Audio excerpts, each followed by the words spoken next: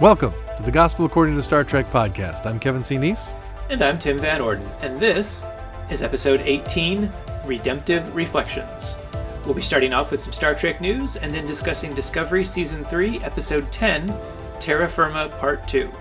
And then we'll cover our audience question right after our main story, talking about the redemption reflected in this most recent episode of Discovery and in other parts of Star Trek. Please join us. Okay. Sir, it is like literally almost Christmas. It really is. As we sit here recording, and as our friends at home sit here listening, it is Christmas Eve for them. The folks that are gonna hear this. Oh yeah, because it comes out Wednesday. Yeah. Right, Wednesday the 23rd will be right. when this drops. So if you're listening on drop date, happy Christmas Eve, and I hope you have a lovely Christmas. And Wait. Christmas Eve? Oh, yeah. Yeah, okay. Eve. Yeah. Right. It's cool. I'm good. It's all right. You'll get there. I know what day it is. That's good. I'm glad. So, but in light of that, we always try to give a clever title to the episodes, but yes, yeah. I am sad. Kevin would not let me use the title that I really wanted to use. God rest ye, mirror gentlemen. Which I love. I think it's hilarious. I think it's great. I don't know if hold on. I feel something. What? It's my wife rolling her eyes from 2 days in the future.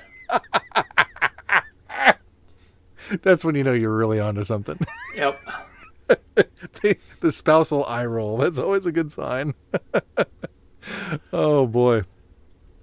Well, hey, I have some Star Trek news. Would you like to hear it? Nah, I'm all right. Okay, all right. Well, we're done then. Good night, everybody. See you next time. See you next time. Okay, so this is pretty cool. This comes from Giant Freaking Robot, which has been a source of some cool news for us. It's about a week old at this point, but still, I haven't heard a lot of people talking about this. So I think it's pretty cool. You know, Giant Freaking Robot had broken some stories before that we have talked about. And of course, again, hashtag not spawn. But the same source, they're always saying, well, here's, this source is reliable because they also told us this. So they're saying this is the same source that made Giant Freaking Robot the first reporter anywhere to break the news that Wonder Woman 1984 was going direct to streaming. So there you go. I see. This is interesting. Recently, Star Trek Discovery episodes have been aired on CBS, and they didn't fare really great. They scored a 0.2 rating when it aired on network television. That's not good, is it? Not really, no. But Star Trek has never done well on network television, so I don't know why. I don't know why anybody's surprised. But CBS is apparently considering bringing some of its streaming Star Trek programming to Netflix instead. Huh. Now, I thought you'd particularly find this interesting because one of the things that you and I have talked about since the beginning of the CBS All Access thing is that most of the rest of the world gets Star Trek on Netflix, and the United States does not. Yeah, the one thing, what I would want to know, though, is, when? Is season 4 going to be, as it airs on Netflix also, or are we going to have to wait a year? Right, or they're gonna be last season, season 4 is happening now on CBS All Access, but seasons 1 through 3 are also on Netflix, kind of thing. Right. I see. Well, and that would make sense actually if they're trying to draw people to the CBS All Access platform. Yeah. To a degree, because you think, okay, well, they might binge this and really dig it, and then catch up with us on All Access. Right. But the other thing is, people can just kind of be patient and wait. Yeah, people are starting to get to the point now where they'll watch everything they want to watch on Netflix and then cancel. Then they'll watch everything they want to watch on Hulu and then cancel. And then, they'll just pop from streaming service to streaming service and binge everything they want to watch instead of trying to keep up 12 subscriptions at the same time. Right. And I've done a lot of that myself with CBS All Access. I haven't been able to for a while because there's been new stuff happening. I know, right? Yeah, which is great. It's a good problem to have. It's a $10 a month problem, but Yeah. hey, I consider it a professional expense, business expense. I Write don't. it off for tax purposes. Yeah. Yeah, right. There you go. So the other piece of news that I have for you. This is actually not technically a piece of Star Trek news, but it is a piece of Tim news, and I had to tell you on air. Okay. This is another exclusive from Giant Freaking Robot from about a week ago. Sorry, Firefly reboot coming to Disney Plus. No. Yes. No. What? I've heard about this, and they want to reboot it. Yes. They want to make it more family friendly. They want to do it without Joss Whedon or any of the original cast. Oh. It's just no. So this is not a happy thing. No, this is not a happy thing. Oh, I'm sorry. Okay. Yeah. Well, all right, then I'll put this in as just another unhappy thing. The New York Times reports that there's a Star Trek and Dr. Seuss mashup that a court has ruled is not protected under copyright. It's called "Oh, the Places You'll Boldly Go." It's by David Gerald and Ty Templeton. Those of you who know me very well know that I'm a big David Gerald fan. He, of course, was very involved in the original series and the animated series. They did a Kickstarter for it, and Dr. Seuss Enterprises sued them over it in 2016. And the judge's ruling allows the lawsuit to proceed on the fair use claim. They say it's fair use. I think it is too. We will see. Well, okay, so the lawsuit can proceed. They haven't ruled. I see. Okay, so the court still has to decide whether or not it's actually... Yeah. Okay. It says that it is not protected from a copyright infringement claim.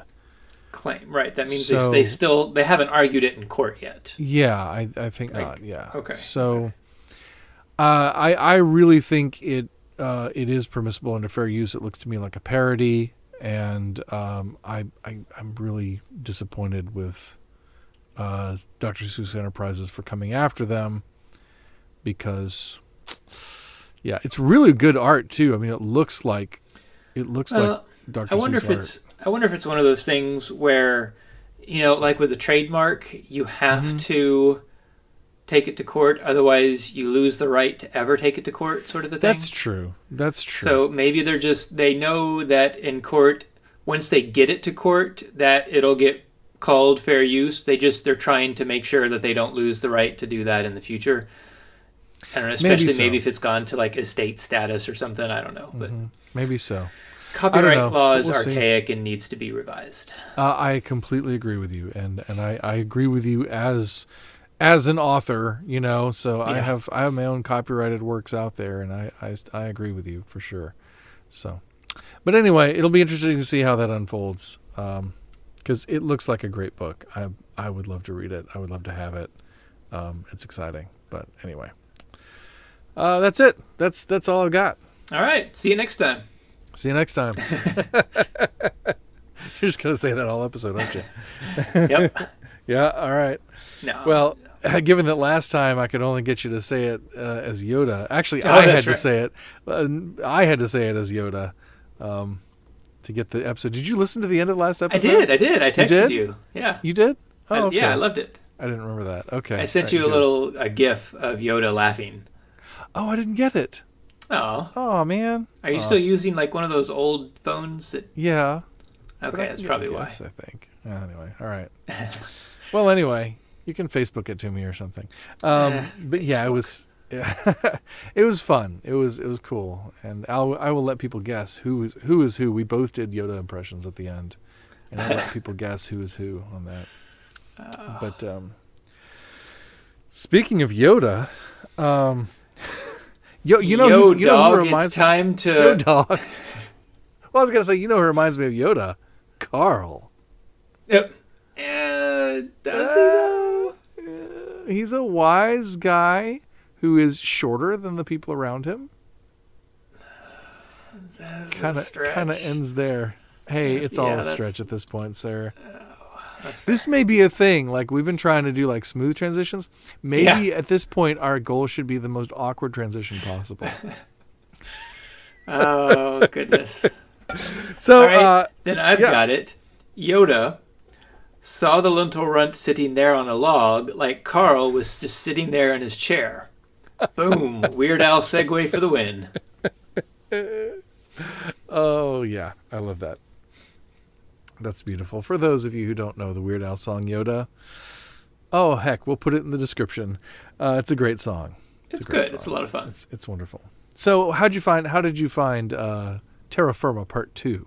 Well, I turned on CBS All Access. I scrolled down. I had to scroll past all the law shows because my wife's been watching CBS All Access a lot, which means, Good Fight and all that jazz is up there all over the place. So I had to scroll down a lot to find it, but it was there down at the bottom. And so I clicked on Discovery, and the little picture right up at the top was the latest episode. So I clicked on that, and I found it. I don't know what's funnier, that you pick it up that quickly or that you keep going with it that long. Oh boy. This was a rarity. I will tell the audience at home, this was a rarity. You actually texted me and were telling me how great the episode was. You don't usually do that. Shortly after watching it. Yeah, I was excited, but it was a fun episode. You were effusive with your exclamation marks, sir. Yeah, I used like 3 of them. I know. That's insane. It was good. Yeah. Tell me about your why you loved it so much. It was good. Oh, for goodness sake. I don't know. I love a good redemption arc. And that's clearly what this was about. I loved the fan service with the Guardian of Forever. Mm-hmm. And the way it was revealed too, that was pretty darn epic. That was beautiful. And I really loved Jojo trying to convert Mirror Burnham, but at the same time, like, realizing that she wasn't gonna, so she was still taking precautions and being practical about it. And I loved that she told Saru about the Valhara. Vahari, yes. Vahari, yeah. Yeah. Yeah, that was really cool. Great. Yep.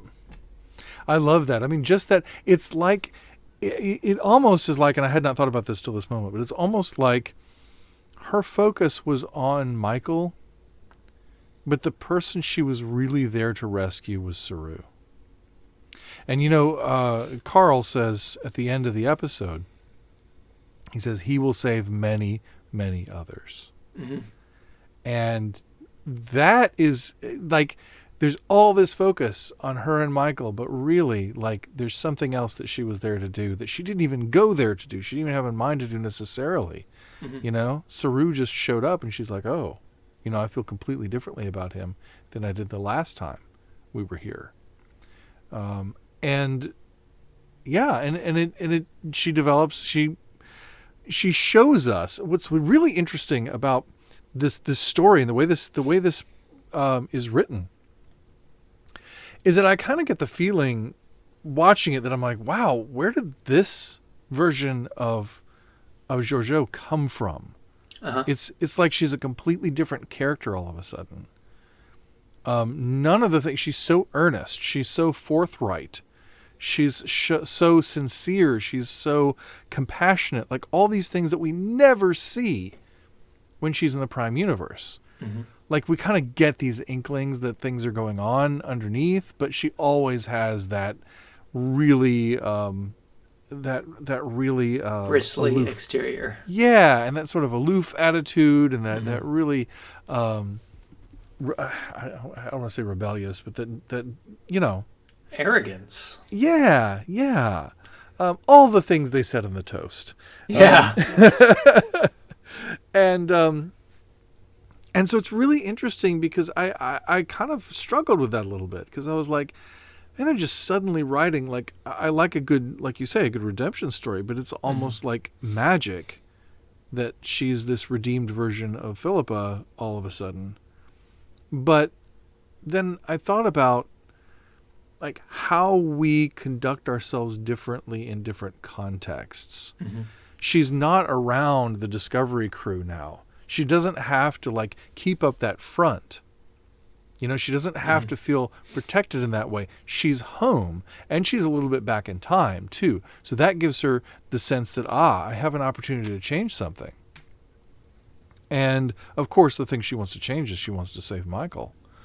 And not just Michael. She wants to change the Empire. Yeah. She wants to make it a more lasting, stable empire for Michael to inherit. Right. And that's interesting because I think she is... You remember when Mirror Philippa first came into the Prime story? It felt like Michael was sort of projecting her Philippa onto Mirror Philippa, right? Right. And then in a similar way, I feel like when Philippa goes back to the Mirror universe, she's sort of projecting Prime Michael onto Mirror Michael. Yep.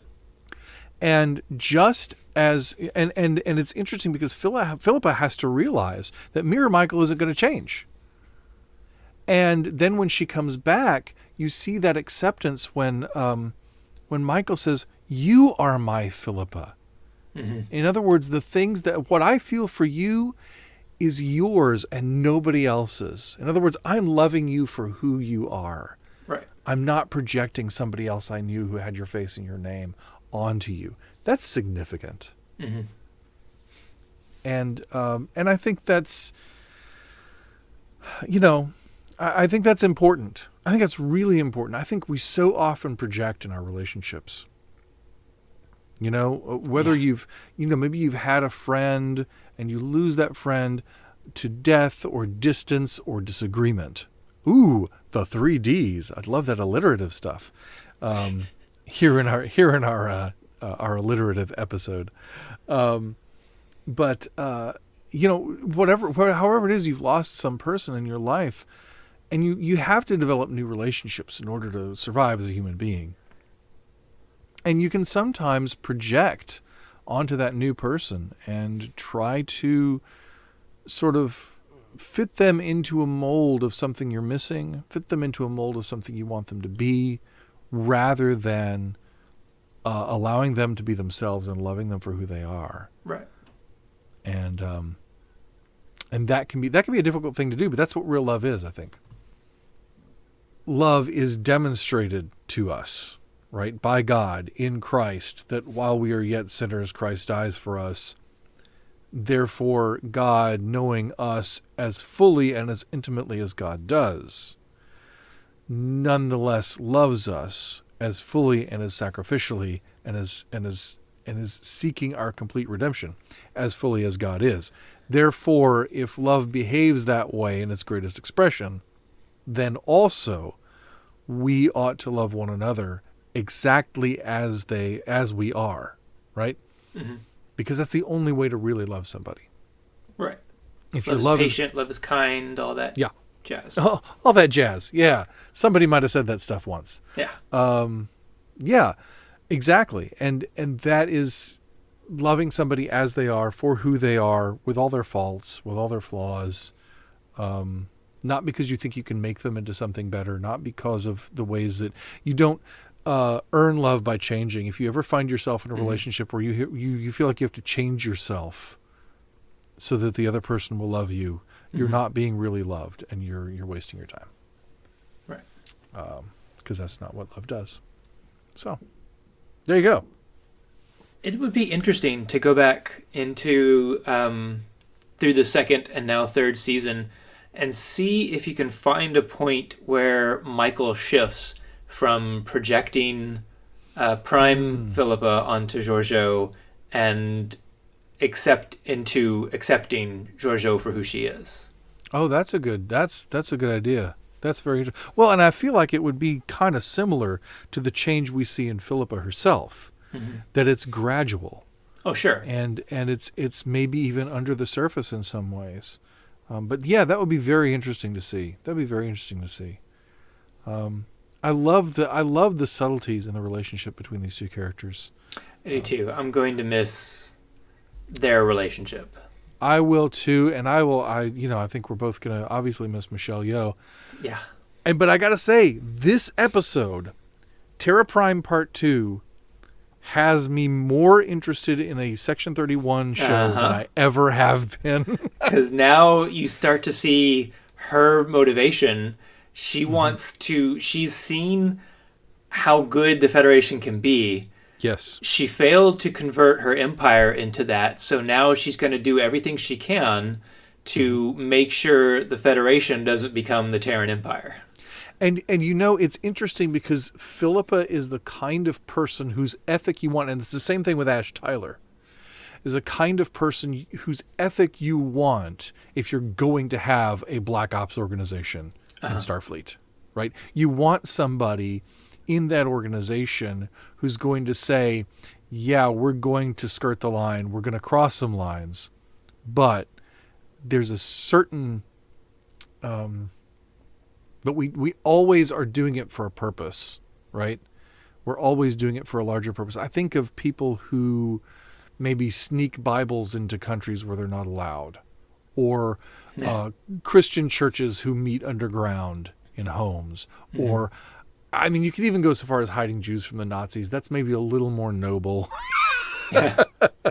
than we're going to go in Section 31. But I do think that maybe Section 31 at its best operates in that realm where there is a justice that is higher than the law. Yeah, now that I can agree with. What worries me is the potential to get into like what they were doing in Deep Space Nine, where they poisoned Odo to develop the disease for the changelings. Yeah, I agree with that. So I guess that's where the conflict is going to come in, is you'll have two camps, one Giorgio and Ash, who are trying to maintain the greater justice that you were talking about, and the other ones that are just pure dag nasty evil. Yeah. I think it's going to be interesting. Section 31 is one of those concepts, and I know I share this with a lot of other fans and friends of mine. Section 31 is one of those things in Star Trek with which I am least comfortable. Yeah. And I'm still, after all these years, I'm still not sure what I think of it or what I make of it. But of all the times I have seen someone use tactics that we don't usually use in Starfleet,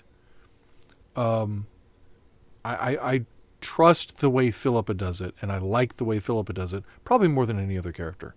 I don't know why that is. I just feel like, I don't know. I feel like she's got a good sense. Right.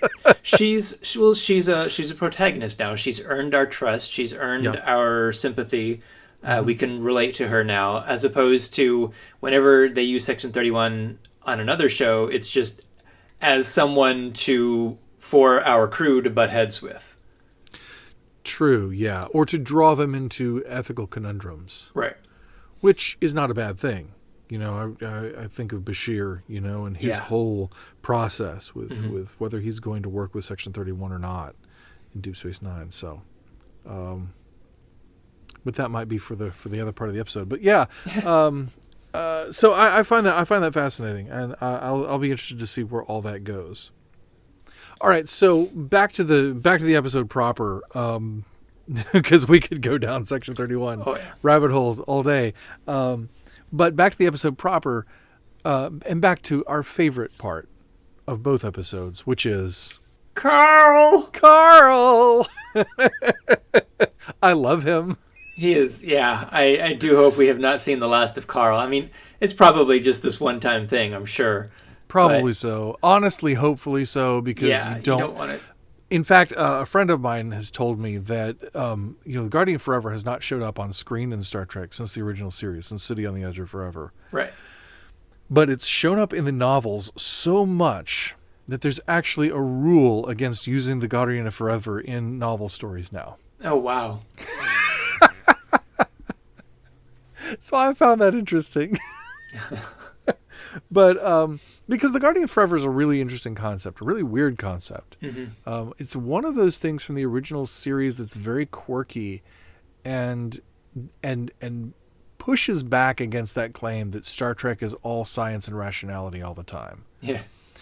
Because it's totally fantastical, right? Yeah. the idea of the Guardian of Forever is one of those things that exists to accomplish a story purpose, that exists to make a philosophical point. Mm-hmm. And I think it comes to a thing in Star Trek, an idea in Star Trek that we keep coming back to, which is the idea of destiny and right time, and that history is supposed to flow a certain way, that the universe is supposed to unfold a certain way, and people messing with that becoming a problem is why we're where we are in this 32nd century. Mm-hmm. The temporal accords and all of that. Yeah.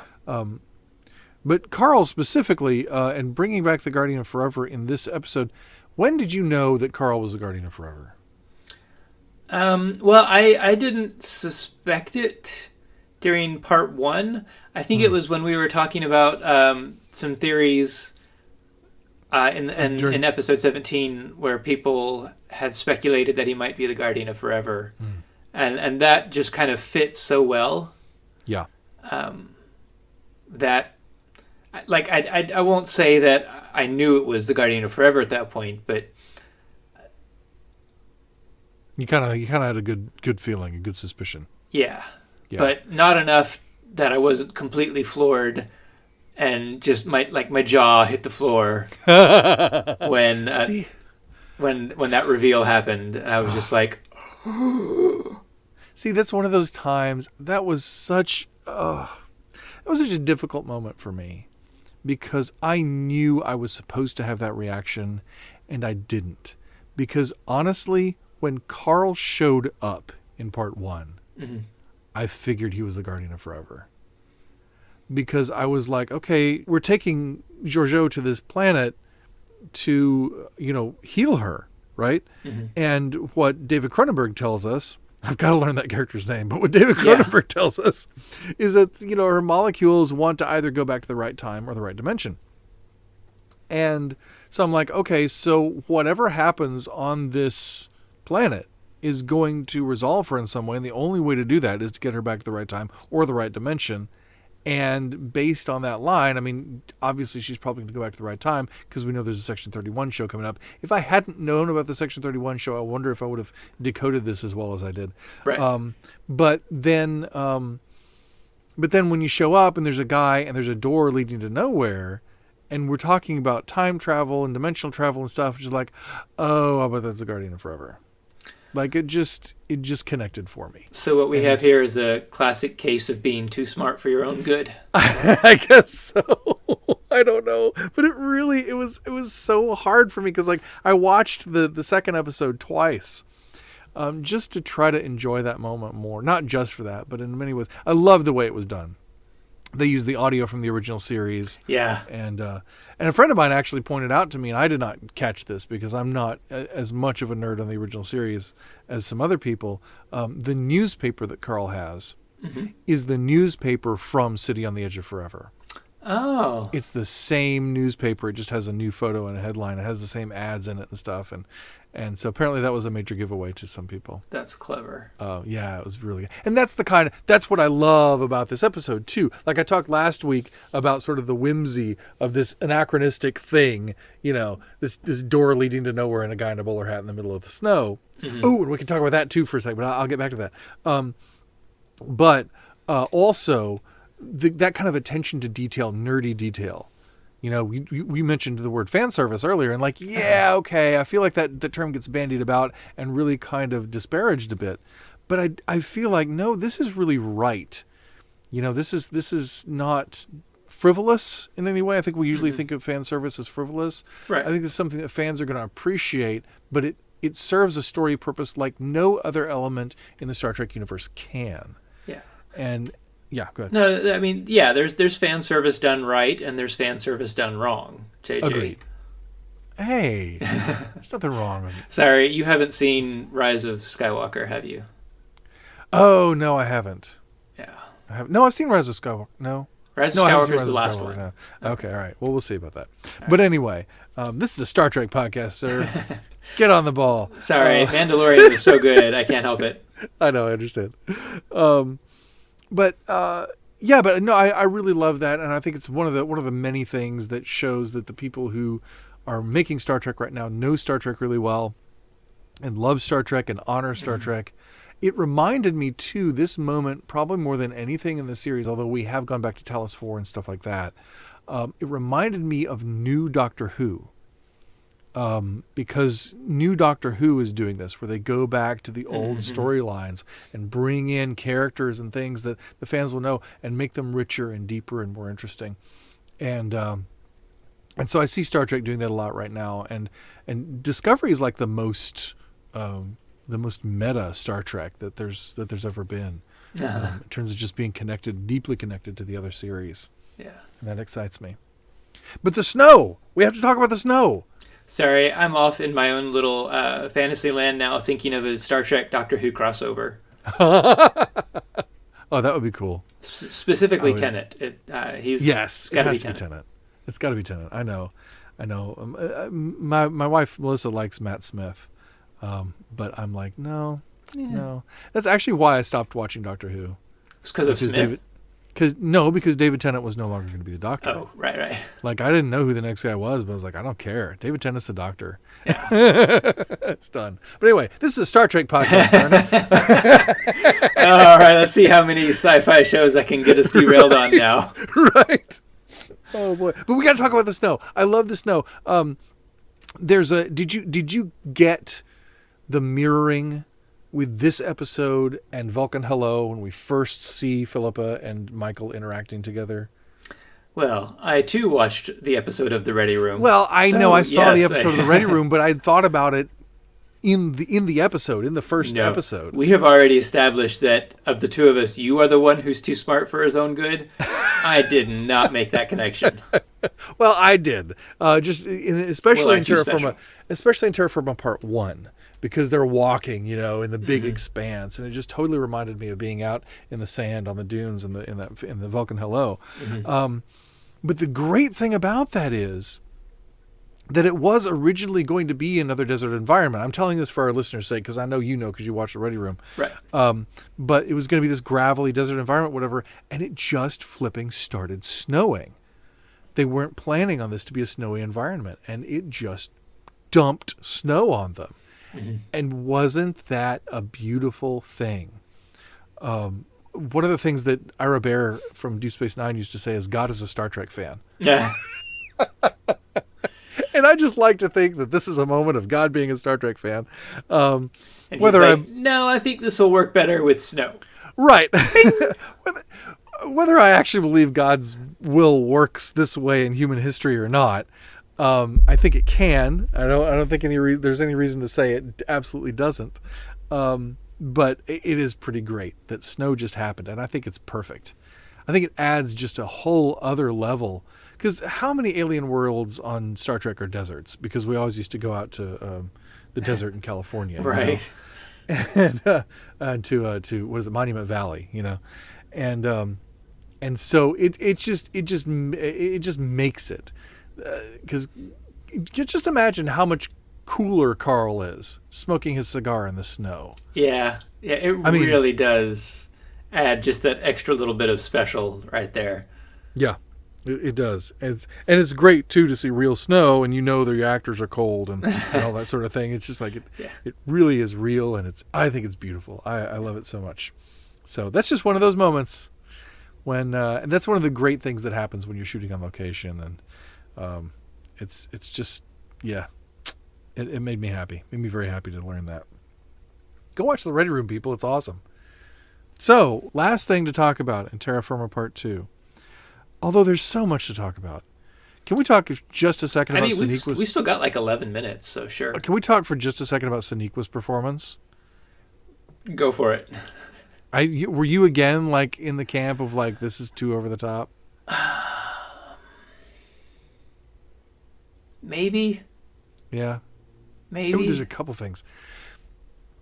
I loved her performance. I particularly loved after she'd been tortured. I don't know. The makeup was incredible on her after she'd been tortured. And her face was kind of puffy and the tear streaks. It was just like, oh my gosh. Gorgeously done. And Sonequa's performance was just wonderful. What I loved about her performance was her range. not just her emotional range, her vocal range, her expressive range. I even noticed that in the end in the toast when she's tearing up and then she does her to Philippa in the end and her voice drops in pitch and she takes a totally different to Philippa, completely different tone that like most people wouldn't strike. I just think she's a beautifully intuitive and dynamic performer. And, I will 100% agree with that. Yeah, I think I just and when she's in the agonizer and she's like, I will kill all of you, you know, just like, oh my gosh, was it this episode or the previous one? She says something to Tilly and Tilly just gives her this little evil pout. Yeah, it was in this one. I adored that. That was awesome. She's in the agonizer, and I don't know what she says, but Tilly gives her that little pouty look, and it's so great. Which, again, I think I love Mary Wiseman, but she can't play evil to save her life. Because she's always just adorable and sweet. You just can't, you know. But yeah, it was beautiful. I loved that so much. I thought the dynamic was so great. And another callback, actually, I think, to the Vulcan Hello, which may have been intentional. You know, we did the whole Firefly story. And Philippa sets this bowl of fireflies, you know, next to her, this jar of fireflies, which then disappears and we never see again. Which is one thing I don't like. But there's that. I want to know where it came from. Right. Well, she obviously, you know. Anyway, she replicated it. It's.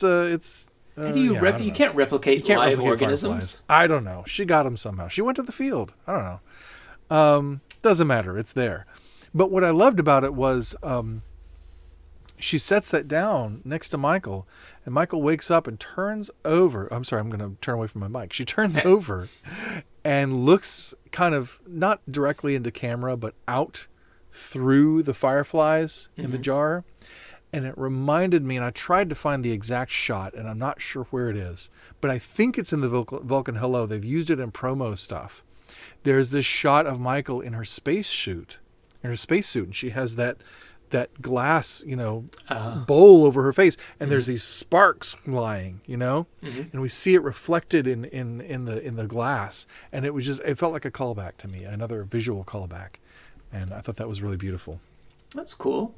But again, that moment again is Philippa's attempt to redeem Michael, and she finds her irredeemable. There's something about her that can't be rescued somehow, or she's given the opportunity and she doesn't take it. Yeah, I would go more with that she doesn't take it because, I don't know, like Will Wheaton says, the core tenet of Star Trek is that anyone can be redeemed, right? Yeah. So I think that was her moment. That was her opportunity. That when looking through the glass, right? We're looking through the glass, looking through the mirror, into the looking glass, paralleling the other Michael right here. This is her moment. Through glass darkly. This is her moment to connect and to listen to what she's just been told, make that connection, accept it, and turn to the light. And instead, we find out later that she chose to turn back away from it. Yeah, that she was, and that she was pretty much scamming her the whole time. Yeah, which is terrible, you know. And that really hurts Philippa too. I think more than anything else could. But it's interesting that in her attempt to redeem Michael, we see evidence of her own redemption, which we have not fully seen to this point. You know, we've seen those glimmers, but at every turn in these two episodes, Philippa is playing against type and doing things that make her mirror universe compatriots suspicious. And it's because, you know, as she says, you know, I've found a better way. I remember at the end of the previous episode where she tells Michael, our future isn't written, you know, and let's make it count, shall we? And I think that's a really important perspective, that we have a role to play in our destiny. We have a role to play in our future, that it isn't written. Although at the end of history, at the end of all this, God gets what God wants. And all of us have that opportunity for redemption here and now. we also have choices to make. And our choices matter and have real consequence. And we're free to make those choices. The future is open. It's not locked down. It's open. And I think that's a beautiful perspective. Something that you had mentioned before the episode was talking about the difference between Giorgio and Lorca in their experience in the Prime Universe. Yeah, I there was a moment when watching the Ready Room when Michelle Yeoh is kind of describing Giorgio's transformation and explaining that it's because of her experience in the Prime Universe of meeting all these people who are good and all this that has changed her. And I got to thinking that, well, Lorca's spent a lot of time in the Prime Universe too, yet he was still the same dirty, rotten son of a gun that he was from the beginning, right? Right. So I just, it got me to thinking, like, what was the difference between their two experiences? And I think, for me, it was the fact that Giorgio was both loved and loved. Now, we're given some indication that Burnham and Lorca had a relationship. I don't know how much of it was genuine love. I can't speculate to that too much, but there was definitely more genuine love between Burnham and Giorgio in the Prime Universe, and I think that's what allowed Giorgio's heart to open up and to accept the change that was coming in. And also maybe that connection with someone who she already loved from her own timeline. Right. Which Lorca didn't have. That's true. That's very interesting. As you're talking about that, I'm thinking about the fact that Lorca, back before I knew he was Mirror Universe, Mm-hmm. I wrote a blog post, a couple of blog posts on Butcher's Knife Cares Not for the Lamb's Cry and Choose Your Pain. And I talked about Lorca's arc in that episode and talked about how his methods were so not what we generally expect a Starfleet captain to do. Mm-hmm. And yet he had this noble purpose. And he saved people. He saved lives. And he accomplished our goals. And perhaps if he hadn't been the captain and if he hadn't made those really scary calls that he made and really pushed people and kind of seemed forceful in that Jellicoe's extreme brother kind of way, that maybe we wouldn't have accomplished our goals without that.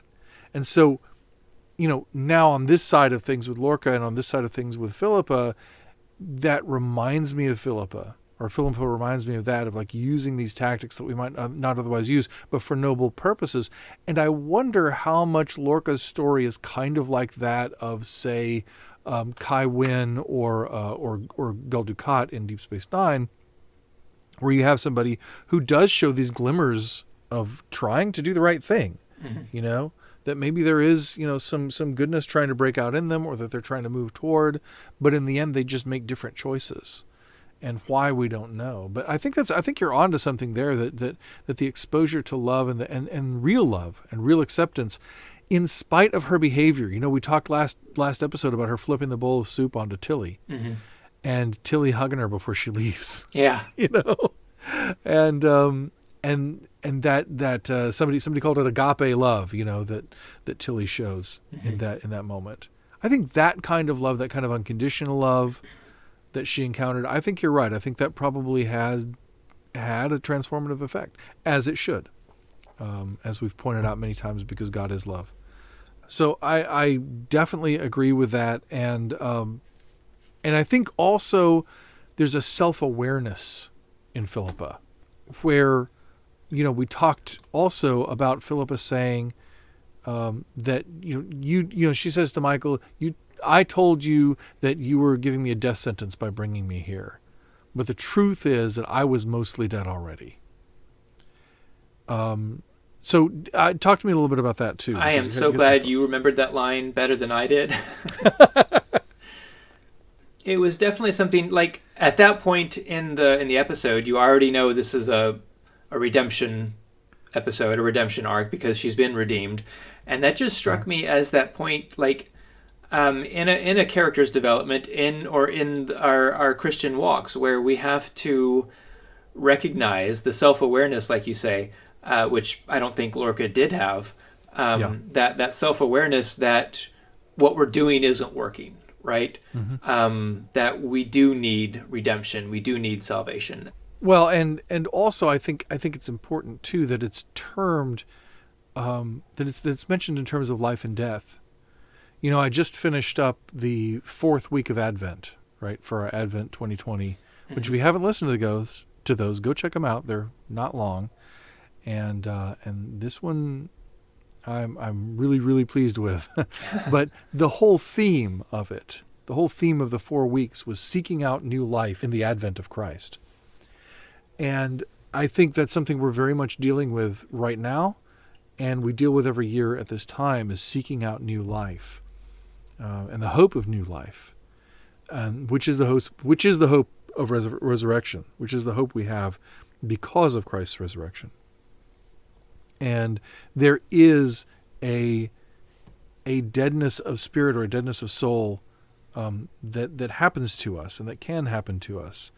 And that can be revived in many different kinds of ways. And it's not just, as we used to say, a come to Jesus meeting. It's not just like that conversion experience of like specifically saying, I'm going to, trust Christ for my salvation, ultimately, right? But it's also all those little ways. I think when there are small redemptions that happen in our lives as we're going, and different ways in which we can be redeemed. And it is a difference between death and life. And maybe that's a good transition to our main topic. What do you think? Yeah, I think that works. All right. Okay, so main topic, Redemptive Reflections. This really, I think, stood out to both of us and to other people who who consult on this podcast. And as kind of a big idea in this episode, but it's a big idea in Star Trek, isn't it? Will said it himself in the Ready Room that a major tenet of Star Trek is that no one is beyond redemption. Mm-hmm. So if that's true, if this tenet is true, that no one in Star Trek is beyond redemption, what then do we do with the characters who aren't redeemed? How do we reconcile that with that idea? Well, if you're James T. Kirk, you turn them into dust. That's not what I'm asking. I mean, it works. It works. Only in that one incident. You can't, which you can't judge it like Michael objects to judging the tardigrade creature by a single incident in its past. Right. I think to answer your question, I think what Star Trek has shown us is that path is self-destructive. If you think about all the people who have faced that choice and turned away from it, Edison and Ducat and Kai Wynn, their actions lead to their own demise, really, Although I would argue that Wynn is an example of redemption. The spoilers for the end of Deep Space Nine here, because the reason she dies is because she's helping Sisko. Okay. She gives Sisko the Costomogen. She throws it to him, and then the Pa Wraiths come after her and kill her. And then he takes the Costomogen and thrusts it and himself into Ducat, and they all go over the cliff, over into the pit together. Right. Okay, got it. So I do feel like Wynn is ultimately is redeemed in that sense. Yeah, I mean that's kind of a Darth Vader moment there. I'll give you that. Yep. I don't think it's in the same vein as what we're talking about, where they get a chance to kind of see what they've become and reflect on it, realize that they've needed redemption and choosing to accept it or turn away from it. Yeah. Well, and that's the thing with Krall in Star Trek Beyond, is that he has that moment where the shard of glass floats by. He sees his reflection, and his increasingly human reflection, right? It's almost completely human reflection in that shard of glass, and that's when he looks at that moment like he's maybe going to save Kirk. He's maybe going to change what he's doing. Right. But he instead, that's his last chance at redemption. That's his last chance to change. And he chooses instead to stay with the hate, to stay with the hurt, to stay with the anger. That scene, incidentally, is what inspired the title for me. Oh, nice. Redemptive Reflections. I like that. That's very good. And I agree with that. I think, and I think we often see characters who have those moments. I'm thinking even going back to, you may not be able to catch this reference, but Matt Decker in the Doomsday Machine. I think, there are lots of characters who, do choose to change. Yeah, it's that "what have I done" moment. Mm-hmm. Mm-hmm. And it's that idea that that we can be better and we can choose to be better, and that we all have that power within us. I think that's something that Star Trek definitely says, because no matter what happens, as often as possible, we are always extending a hand to the air quotes enemy. We're always reaching out to the other and trying to show them another way or save them in one form or another, either saving their lives or saving their souls. I think of, again, we mentioned Star Trek Nemesis, I think, last week. And we mentioned Picard trying to save Shinzon, which, again, is ultimately, what does it say about Picard's belief that Shinzon can be saved? Is that true? If he'd had more time, right? If he'd gotten to Shinzon earlier, could he have changed him? We don't know. But I think from a Christian perspective, we're often thinking about it in sort of purely religious terms. Mm-hmm. However you believe salvation takes place. You and I grew up in the evangelical, praying the prayer of salvation kind of stuff, which is fine. There's nothing wrong with that. Other people have other views of that.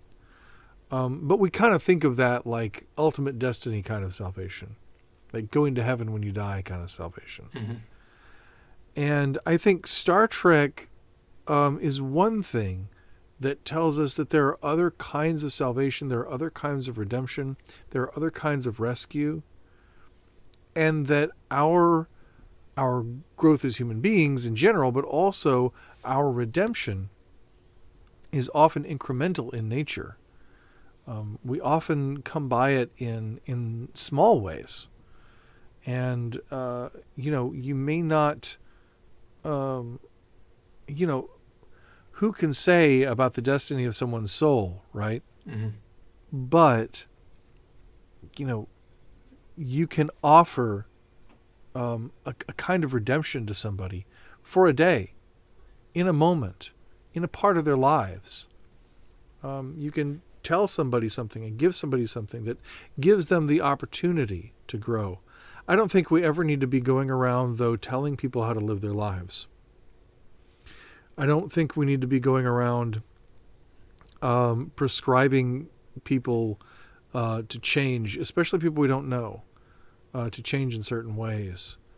I think we need to look for the opportunities to serve other people in love and to offer assistance to other people where they show us they have a need, where they show us they have a desire for change, because I think there's that tendency to want to like push somebody toward, air quotes, conversion or something like that, More souls for heaven. Yeah, definitely. I think that harvest mentality can kind of get in the way because you're wanting to make that sales pitch and you're wanting to get somebody, down to the altar or whatever. Right. And they, if they're not there yet, if they're not ready yet, if that's not where they want to be, that might not be the next step for them. Right. What you're talking about sounds to me like we are points on that person's path, right? Mm-hmm. We may not be the entire bridge, but we're a plank, mm-hmm. we're a chain, we're a brick in that road. And when they look back, they will see all of these bricks that has formed the road that got them to where they are. Well, and I think that's true for all of us. And I want to kind of, not counter the narrative, but amend the narrative too. That it's not that I, as a follower of Jesus, am only engaged in the process of saving everybody around me, but also that I am, in the words of Scripture, working out my own salvation. Sure. And I think I quoted this last week too. There's an old saying, and look to my book to find the source for it. But I have been saved, I am being saved, I will be saved. Mm-hmm. So that there is this idea theologically that the finished work of salvation is done by Christ on the cross and in the resurrection. But that there's a working, and there is also a culmination of salvation. That is when God gets what God wants, as I like to put it, as a friend of mine likes to put it, which is where I got it. When God gets what God wants, and when God puts everything to rights, to use N.T. Wright's term,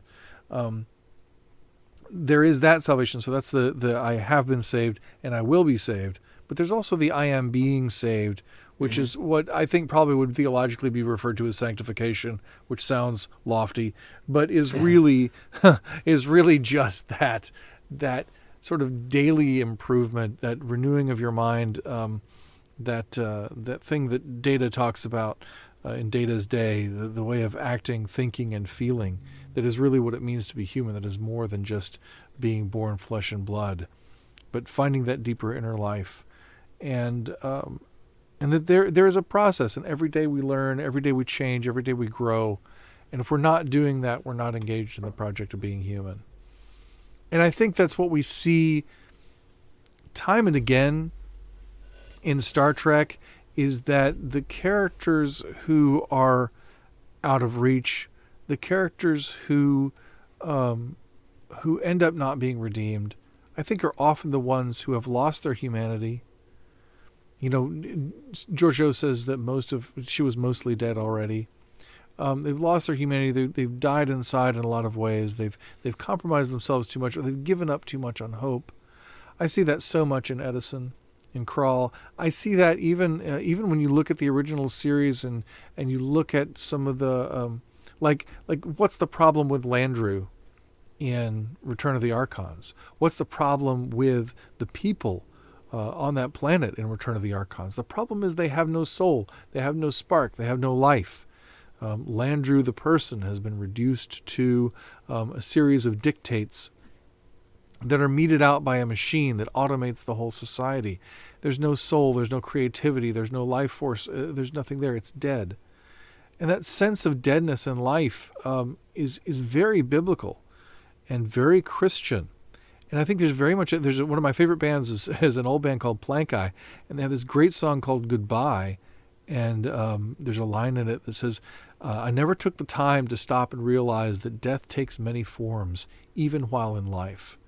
There are many ways in which we can die sort of incrementally, and we can die in parts of ourselves, in areas of our lives that we neglect or that we give up on. And Star Trek very much is about having that sense of hope. And we, again, this is something I've been talking about in the Advent series. So go listen to the Advent series for more on that. But we have so many, even like in the first Kelvin timeline picture, Kirk explains it very strategically to Spock, but he offers help to Nero, and there's always that. If we're in conflict with somebody, even in the Corpomite maneuver, that's another reason I think of it as kind of a prime Star Trek episode, is that we're in conflict with Baylock in that episode. But when Baylock's ship is disabled, we don't blow him out of the sky. Mm-hmm. We don't fly off and leave him there to die. We offer help. Right. Same thing in Balance of Terror, when Kirk offers to rescue the Romulan commander, who he's been at odds with this whole episode, and the Romulan commander's like, "Nope, that's not our way. We'd rather die. This is how we do it." And Kirk, by the way, respects that, which I think is a big deal. But there's always that moment, and there's always that hope too. Star Trek is always about finding the hope. And that hope is a hope for rescue. that hope is a hope for redemption. That hope is a hope for new life. I really feel like that thing we have to seek out new life. We say to seek out new life and new civilizations. In other words, new life and new ways of life. I don't think it's just to find alien life out there. Just like the journey outward in Star Trek is never just the journey outward. It is, in fact, primarily the inward journey. And we really are looking for new life and new ways of life for ourselves. And not just for ourselves selfishly, like the Borg sort of gathering resources, but that we are looking to grow and change and finding ways to pass on that growth and change to others who need it, and to learn and to share. And I think we can do that in our lives. There are lots of ways. We've talked a lot of times on the show about mental health and about therapy and the importance of admitting when you're not okay and all those sorts of things. Those are little ways that we seek redemption, that we have hope. Even just admitting that something is wrong in a way that is going to seek a solution, that's a hopeful thing. When you say, hey, this is really broken, and you admit that's a step, that's a hopeful step. That doesn't have to be well, this is bad, let's wallow in that. Mm-hmm. It can be a hopeful step. I think it's the first step of hope. So, yeah, that's another thing. So I think I think that pretty well covers the topic of redemption, at least broadly, in Star Trek.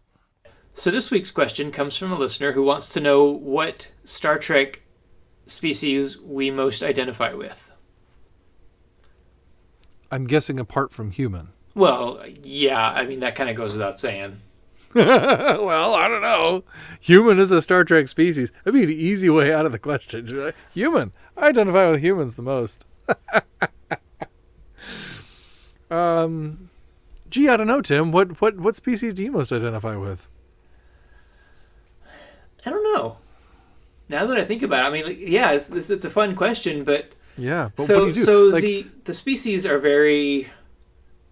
Like each species, just like the planets in Star Wars, right? Each species is sort of supposed to represent just kind of one aspect of humanity, right?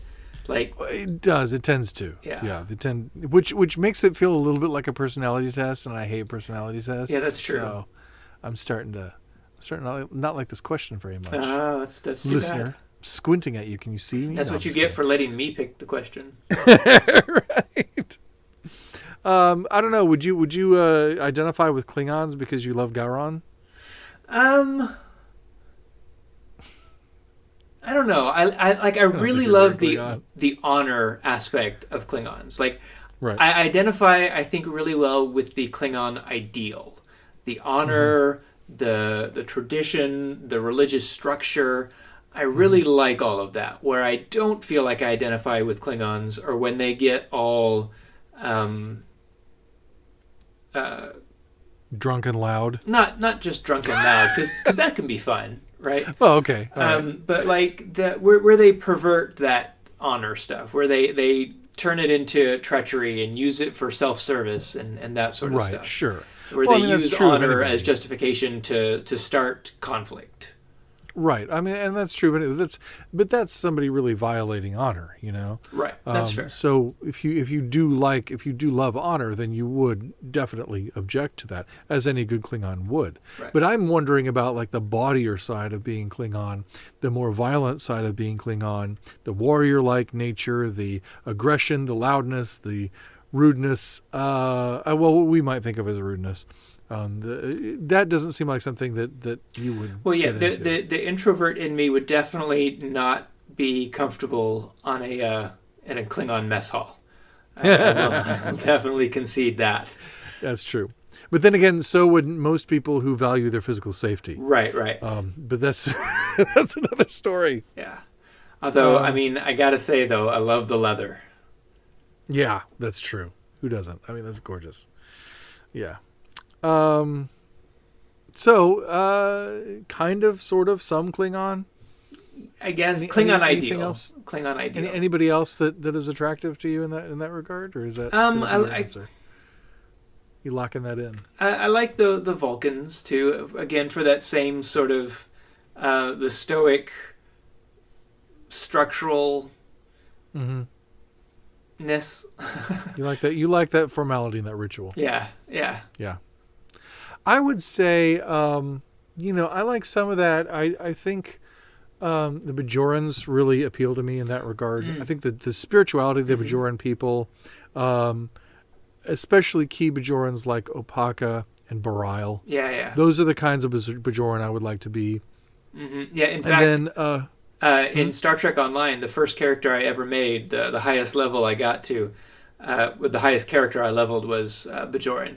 That was the race I was drawn to first. That's awesome. Yeah. So I think I kind of identify with Bajorans.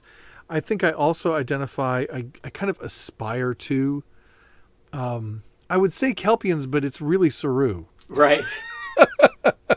He's a unique Kelpian. I think he shows the real potential of the Kelpian species, and I love him. I love his demeanor. I love his peace, his strength. That quiet strength. This is the sort of thing I really am drawn to, and that I aspire toward, though I don't think I usually get there, but I think I mentioned on a previous episode, I don't know, but I was reading something a while back, and I realized I was reading pretty much in Saru's voice, and I just sort of leaned into that and just went with it, and it was very nice. I love the cadence. Yeah. So yeah, Bajorans and I'm not so much into Vulcans. I don't necessarily agree with the Vulcan philosophy, although I love Vulcans. I don't necessarily agree with the Vulcan philosophy, and a lot of the other species I don't know, I don't identify. I think I do. Yeah, I kind of surprised myself by saying Bajorans because I had Saru in mind, but somehow Bajoran popped into my head, and I really think that would make me happy to be a Bajoran. Yeah. Yeah. Plus the nose is kind of cool. Or Saru. And the earrings. Right. The nose is cool. I would love to be able to just wear an earring like that all the time. I love the Bajoran earring. Well, you could. Why not? Go ahead. Do it. Yeah. Make it part of your look. I could rock that earring. Yeah. Let's do it. Yeah. Bajoran I got the anklet thing going on. You can have the cool Bajoran earring thing going on. Okay. And we'll be cool like that together. Yeah. That's awesome. I support you. It's a good thing we're already married. Hey, come on now. Oh boy.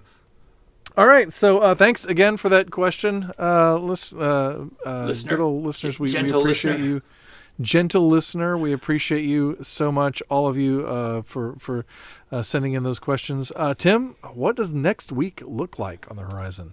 Okay, so next week then we'll be covering the 11th episode of Discovery Season 3, and we'll see what else comes up. Back to the Prime universe, so I'm primed for it. Did Did you see that? I See did. there? I That's did, cool. yeah. All right. So I hope you're also primed for that for next week. I hope you have a lovely Christmas season. And in the meantime, please like, share, rate, comment, and subscribe. And also, be sure to send us your questions. We love getting them. Gospel According to Star Trek on Twitter or Facebook, or gospeltrekpodcast@gmail.com. We would love to discuss your question on the show. Tim, do you have anything else to say to the folks at home? No. You should at least say Happy Christmas. Okay. Okay, fine. I'll say it for both of us. Happy Christmas. everybody. Oh, that's going to wrap it up for this edition of the Gospel According to Star Trek. Happy birthday. Happy birthday. So that'll wrap it up for this edition of the Gospel According to Star Trek podcast. Thank you so much for being here. And until next time, I'm Tim Van Orden. and I'm Kevin C. Neese. And as Jesus said in John 10:10, live long and prosper. See you next time.